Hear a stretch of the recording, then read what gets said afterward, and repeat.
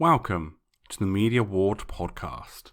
Coffee has become one of the world's most popular beverages. We consume nearly 10 million tons of the stuff a year. In terms of coffee consumed per person per year, the Nordic countries take all 5 of the top spots in the rankings, with Finland taking number 1, coming in at 12.5 kilo per person. The US and the UK trail behind with around 4.5 kilo and 3 kilo per person respectively, although I think my own coffee consumption might be single-handedly inflating that UK figure. Coffee's meteoric rise in popularity was not always assured. From its African origins, spread through the Arabic world, and proliferation through Europe and beyond, it has faced controversy and condemnation at every step. The same story played out time and time again: scepticism and mistrust, taxation and prohibition, which eventually gave way to acceptance and widespread use.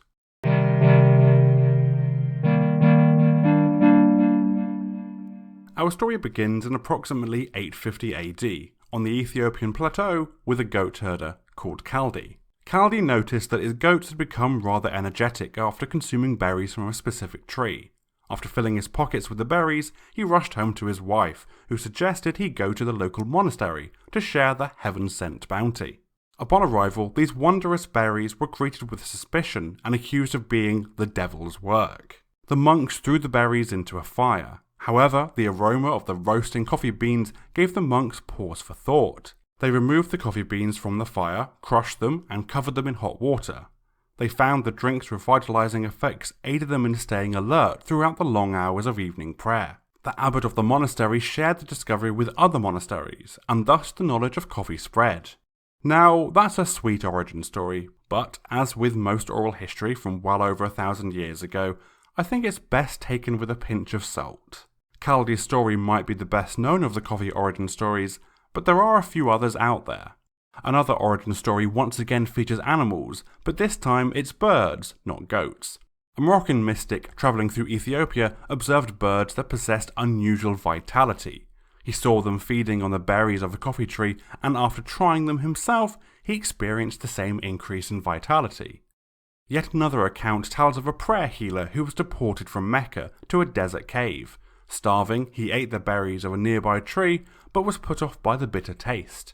He roasted the berries, but they became hard, so he then boiled them. After drinking the beverage, he was invigorated, and when the news of the miracle of coffee reached Mecca, the healer was called to return to the city, and was made a saint. Now, there's not really any way to either validate or refute these origin stories, but there are a few potentially more reliable sources of information. There's substantial evidence that coffee originated in Ethiopia, and the first domesticated plants came from Harar, a walled city in eastern Ethiopia. These first domesticated specimens were propagated from wild variants spread throughout Ethiopia, as well as Sudan and Kenya. This early form of coffee was a very distant predecessor to the kind found in your modern latte. This drink was either a blend of the ground-up beans and other seeds mixed with animal fat, or a tea or liqueur made from the leaves. By the 16th century, coffee had spread throughout the Middle East, India, Persia, Southeast Asia, and Northern Africa, and these newer varieties were a little closer to what we would now recognize as coffee. The beverage played an important role in the Islamic faith, facilitating the practice of fasting during Ramadan by suppressing coffee drinkers' appetites during the day and enabling them to stay awake later into the night, when the main meal was eaten. Coffee also became heavily associated with Muhammad's birthday, which spawned yet another origin story. According to the story, coffee was a gift to humanity from the angel Gabriel via Muhammad as a substitute for the alcohol that Islam forbade. Coffee wasn't only a beverage to be enjoyed at home, but also in the many coffee houses scattered throughout the cities of the Near East. These were centres for socialising, as well as for the performance of music, the playing of chess, and an outlet for the day's news. These coffee houses were nicknamed schools of the wise, on account of the information that flowed out of them, and they became incredibly popular. Their popularity began to rival that of mosques, as places to congregate. The topics of conversation would often include political debate, subversive ideas, and writing seditious poetry about the governor of Mecca. So, naturally, the latter reacted by banning coffee, citing health concerns, but of course that wasn't the real reason for the ban. Thankfully, however, the governor's superior loved coffee and forced him to reverse the ban. But this would be far from the last time that the gift of coffee would face prohibition. As coffee first entered Europe in the 1600s, it was met with confusion and with more than a little suspicion. Coffee was deeply associated with the Muslim Ottoman Empire, which was perceived as a substantial threat to the Christian West. Compounding these fears, coffee also threatened Europe's pre-existing staple beverages. Milk, beer, and wine were favoured throughout the continent, and it was feared that coffee could have a detrimental impact on their consumption. The first coffee reached Venice, Italy, in 1615 and was swiftly condemned by the local clergy. They were concerned about the imported beverage competing with locally produced wine and beer, and as coffee had not yet been cultivated outside of the Arabian Peninsula, it could only be imported. The clergy demonized the new beverage, calling it the bitter invention of Satan, and implored the Pope to excommunicate coffee from the Christian world. Pope Clement VIII reportedly decided to taste the beverage before making the decision, and after tasting it, he declared that the devil's drink was delicious. He decreed that it should not be left to the infidels, and then went on to baptize it, so as to make it a truly Christian beverage. Now that the Catholic Church had deemed that coffee was on the right side of God, its consumption began to spread. And yet this cycle of skepticism and restriction, followed by acceptance, would occur time and time again, all across Europe. Coffee spread rapidly through France, having been introduced to the Parisians by Suleiman Aga, ambassador to the court of King Louis XIV, in 1669. Suleiman was sent to Paris by Mohammed IV with sacks of coffee beans, and once mixed with cloves, cardamom, and sugar, he promised that it would taste magical. The new drink was well received by the Parisians, and within 2 years of its arrival, the first coffee booth had been established at the Fair of St. Germain. Turkish waiter boys would weave between the crowds with trays of small cups, where their fragrant scent would entice patrons to make a purchase.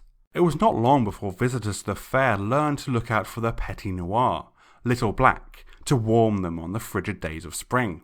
Coffee established its more permanent position in Parisian culture with the opening of the Café de Pracope by Sicilian chef Francesco Procopio dei Coltelli. He'd secured a royal license to sell lemonade, spices, ices, and when coffee arrived, he made sure to add that to his repertoire. With the arrival of coffee also came the patronage of distinguished French actors, authors, and musicians, creating a strong association between coffee and the creative arts. The first London coffee houses sprang up in 1652, and by 1714 there were somewhere between 3,000 and 8,000 dispersed throughout London alone. Traditionally, Londoners drank beer, and to a lesser degree, wine, instead of water. The water that was available was simply too polluted to be safe to drink, and whilst alcohol didn't have this problem, it also did nothing to help the drinker's alertness. Coffee, on the other hand, kept you energised and alert, rather than perpetually tipsy. The coffee houses were nicknamed penny universities, so called because you could purchase a cup of coffee for a penny, and the conversation to be found there consisted of scientific, social, political, and artistic topics. Women were not banned from the coffee houses per se, but no respectable woman would find herself inside of one. They were associated with social revolution, and perhaps more importantly, many of them were fronts for brothels. One of the most famous coffee houses/brothels was Moll King's Coffee House, and it was described by English novelist Henry Fielding as a place in Covent Garden Market, well known to all gentlemen to whom beds are unknown. I do enjoy old school euphemisms. Many woman-led groups complained against the spreading scourge of the nauseous puddle water known as coffee. Groups such as the Alewives' Complaint Against the Coffee Houses, the Maidens' Complaint Against Coffee, and Women's Petition Against Coffee sprang up. The primary complaint was that the base, black, thick, nasty, bitter, stinking, nauseous puddle water had dried their husbands out, rendering them impotent. It wasn't only women of the time who scorned the drinking of coffee. John Peachey, an accomplished medical writer and apothecary, observed that coffee drinkers are often very lean and became paralytic and impotent as to venery. The practice of frequenting coffee houses was regarded as an intellectual exercise, and by extension, an effeminate trait. In response to these critics, one group published the men's answer to the women's petition against coffee. These men claimed that far from coffee drying them out and making them impotent, it instead dried out their crude, flatulent humours. It made them better husbands, as they would no longer fart in bed. They went on to claim that the coffee house is the citizen's academy, where he learns more wit than ever his granum taught him. Granum is an Old English word for grandmother. This last controversy leads us on to the King Charles II of England and his ill-fated, month-long attempt to ban coffee houses.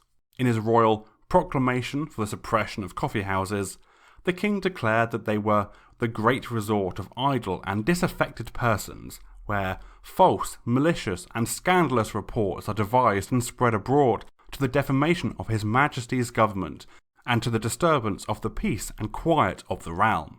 The king did not like his population energised, and he certainly did not approve of any criticisms of his authority and the rules that he imposed upon the populace. There are theories that the women's groups purportedly opposing coffee were in fact fronts for the king's anti-coffee agenda. According to these theories, the king spread propaganda to portray the patrons of those establishments as effeminate men afflicted by impotence and with laughable political ideas.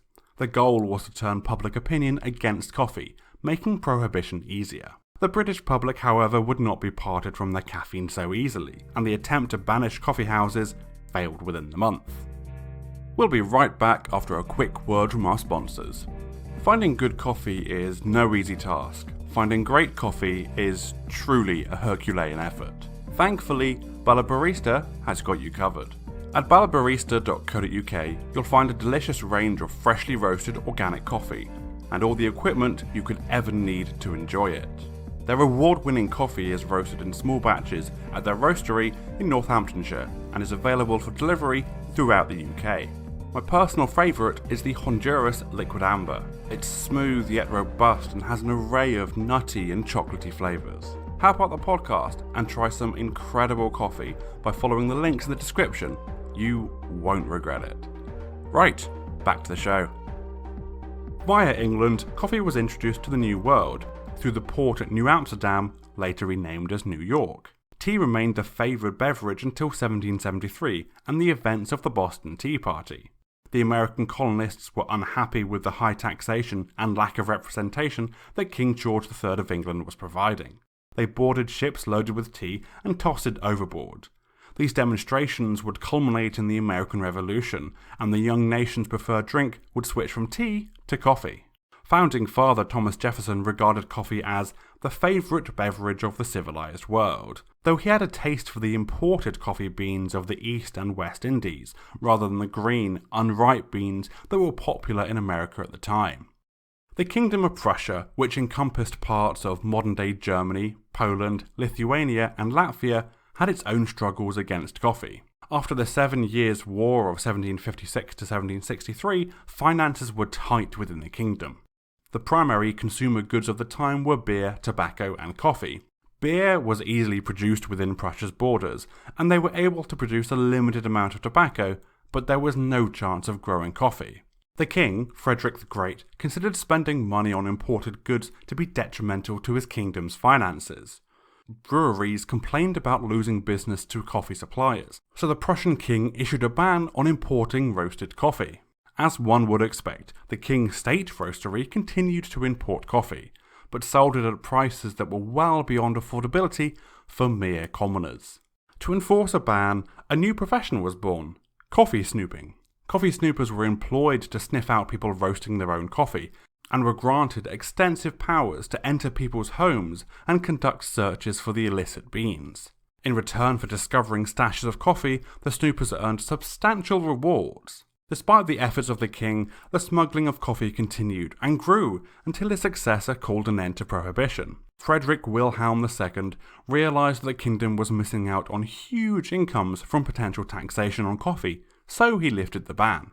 At the beginning of the episode, I mentioned that the Nordic countries occupy the top 5 spots in terms of amount of coffee consumed per person. Sweden ranks at number 2 on that list today, but earlier in history, the country's stance on coffee looked very different. Most of Europe had a rocky start with coffee, and Sweden was no exception. Coffee had been introduced to Sweden in the 1600s and had been slowly growing in popularity among the populace, much to the disapproval of the ruling monarchs. In 1746, King Adolf Frederick levied a large tax on both tea and coffee, followed later by a series of complete bans, alternating with further high levies. There were numerous likely motivations for his crusade against caffeinated beverages. Neither tea nor coffee could be produced locally, meaning Sweden had to rely on foreign imports to sustain its coffee market. Beer, on the other hand, which was the traditional drink, could be produced locally and was decidedly more Swedish. Coffee had a poor reputation for several reasons. It was produced far away in the Arabic homelands, and it was strongly associated with the negative stereotypes of Parisian layabouts, who would spend all day lounging in coffee houses, indulging in intellectual conversations, but not achieving anything. These xenophobic attitudes were a driving force behind the various bans and tariffs, but none of the attempts at prohibition really succeeded. Wealthy Swedes would happily pay the high prices, and the exclusivity that came along with the unaffordability was considered an additional bonus by the Swedish elites. During times of outright ban, there was an unusual dichotomy within the Swedish population. Many Swedes stated that they would never be seen drinking the foreign beverage, whereas others were proud to flout the law and continue to serve coffee openly. As the decades rolled on and control of the kingdom passed on to King Gustav III, he continued his father's crusade, vowing to finally make the coffee ban a success. Under a thin veil of scientific responsibility, the king commissioned an experiment in order to prove the dangers of the controversial beverage once and for all. He stayed the execution of 2 men sentenced to death and decreed that one was to drink copious amounts of tea every day and the other copious amounts of coffee.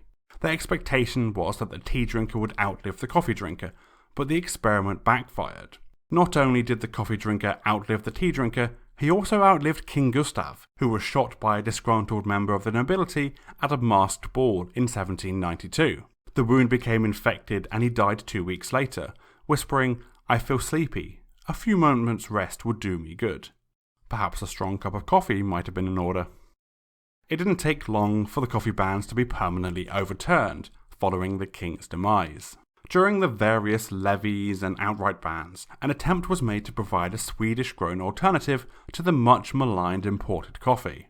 Astragalus boeticus, a plant found growing wild throughout much of the Mediterranean and Middle East, was able to be cultivated in Sweden. Its seeds could be used as a coffee substitute, and so it was branded Swedish coffee. It showed great promise, yields were remarkable, and it produced an excellent substitute to coffee, a little too good in fact. It was found to be far too difficult to definitively discern Swedish coffee from the real deal, and so it too fell out of favour with the monarchy. In modern times, coffee has become a cornerstone of Swedish culture. Fika can be roughly translated as coffee break, and can be used as a noun or a verb. You can drink fika, coffee, or you can fika at work, have a coffee break. But to translate the word as coffee break is missing out on all the context. It's not the hurried, caffeine-fueled interruption to the daily routine that many English speakers would associate with the phrase.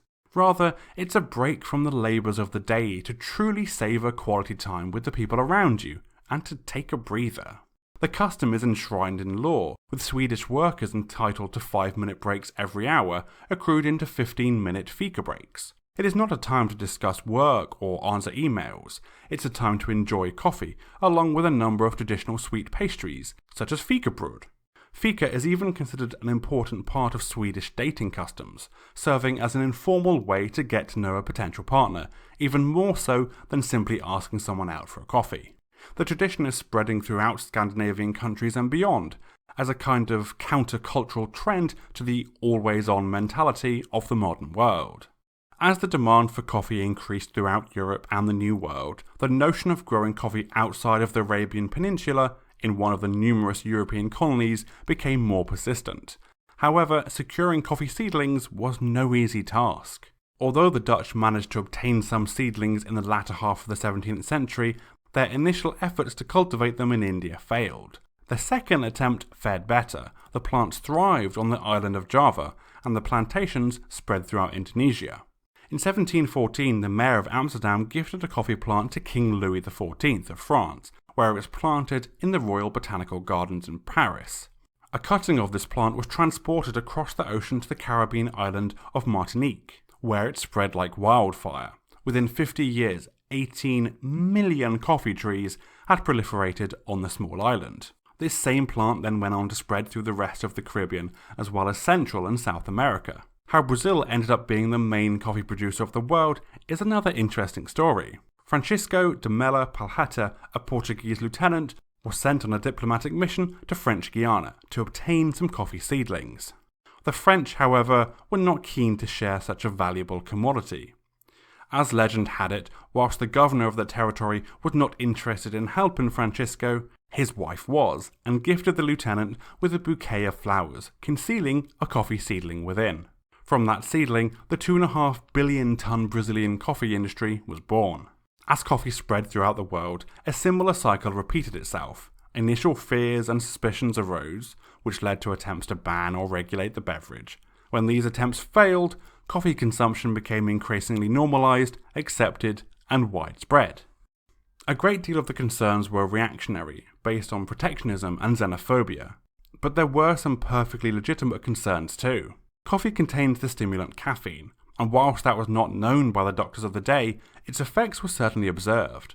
As with a great many things, caffeine in moderation is not harmful to the vast majority of people, but excessive consumption can cause unpleasant symptoms, such as jitters, irritability, headaches, fevers, and of course, insomnia.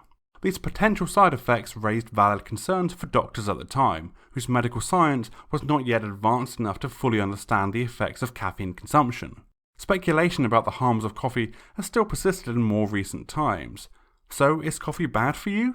Almost certainly not. In fact, it's probably beneficial for your health, but no one's quite sure why.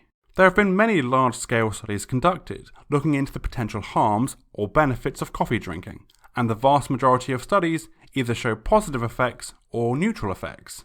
In 2018, a study of over 500,000 participants took place in the UK.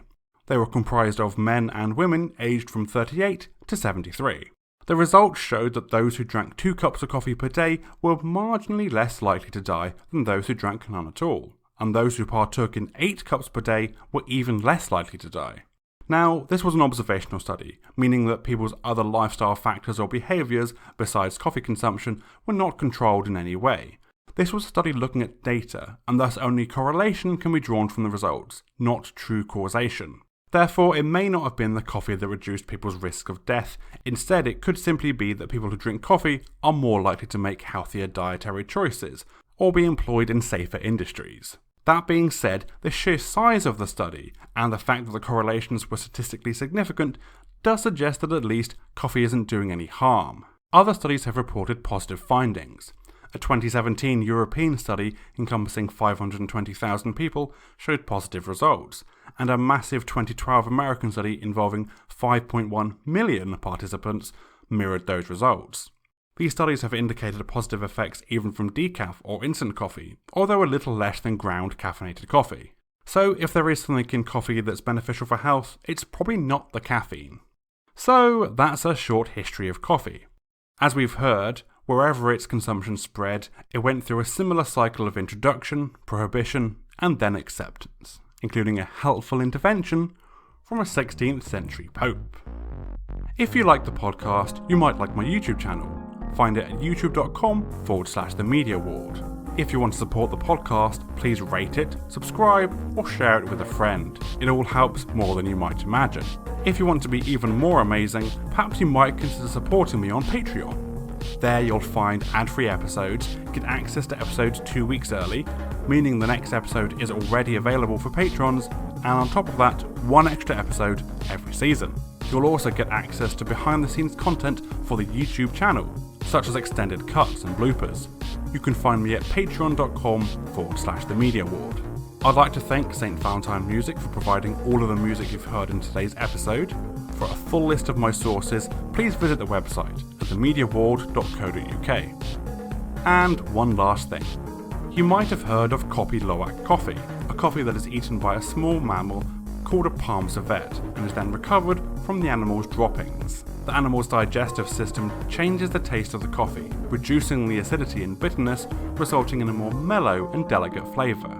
It carries with it a hefty price tag, abundant fakery, and some disappointingly serious animal welfare concerns now that it is a profitable industry, but surprisingly, it's not even the only poop coffee. You can also buy coffee that has been digested by elephants, birds, monkeys, and even bats. I imagine the popularity of the bat poop coffee might have seen a slight downturn in recent times.